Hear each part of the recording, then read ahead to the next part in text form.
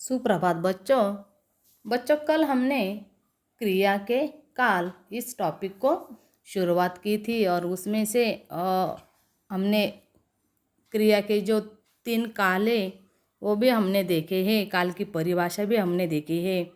तो उसमें से पहला जो था वर्तमान काल वो हमने देखा है। तो बच्चों आज हम उसका ही अगला यानी दूसरा जो टॉपिक है भूतकाल वो आज हम देखने वाले हैं। तो सबसे पहले बच्चों हम देखते हैं भूतकाल की परिभाषा।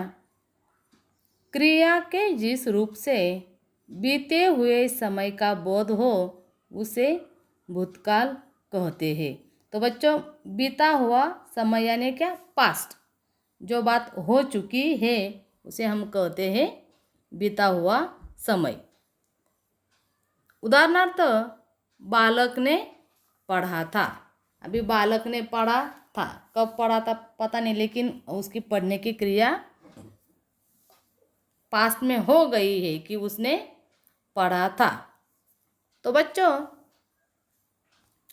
इस भूतकाल के भी 3 भेद होते हैं और उसमें से जो पहला भेद है सामान्य भूतकाल। तो इसके अंतर्गत क्रिया के अंत में आ या ई ए लगा रहता है, जैसे कि था, थी, थी, थे का प्रयोग नहीं होता है। और वही उदाहरण है बच्चों, यहाँ उदाहरणार्थ नरेश ने गीत लिखा।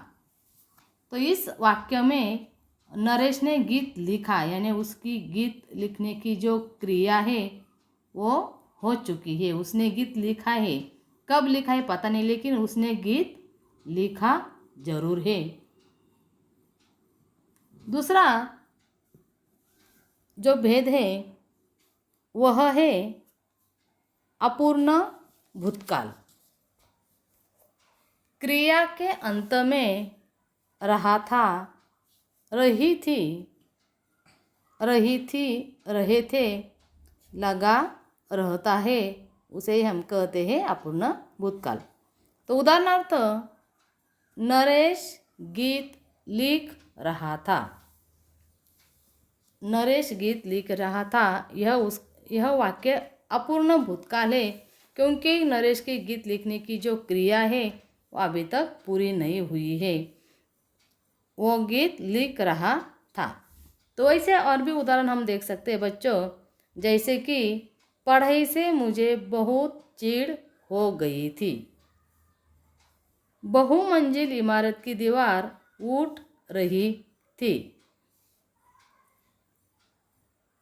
जानवरों के लिए चारागाहों की जरूरत थी। ये हो गए अपूर्ण भूतकाल के उदाहरण, यानी हो रही थी, हो रहा है, हो रहे थे, ये है अपूर्ण भूतकाल। यानी वैसे नरेश गीत लिख रहा था, यह भी अपूर्ण वर्तमान काल का ही उदाहरण है।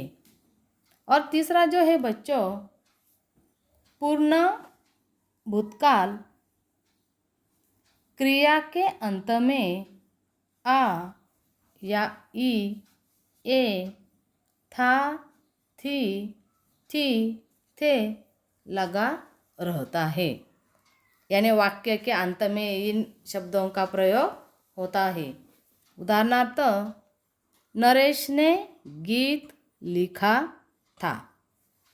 तो यहाँ पूर्ण भूतकाल का वाक्य हो चुका है कि नरेश ने गीत लिखा था। कब लिखा था हमें पता नहीं, 1 महीना पहले लिखा या 2 महीने पहले लिखा या 6 महीने पहले लिखा, यह हमें पता नहीं, लेकिन उसने गीत लिखा था। देखो बच्चों यही उदाहरण हम देखते हैं पहले सामान्य भूतकाल में कि नरेश ने गीत लिखा, ये हुआ सामान्य भूतकाल।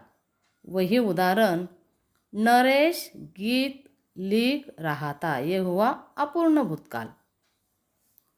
और वही उदाहरण पूर्ण भूतकाल में नरेश ने गीत लिखा था।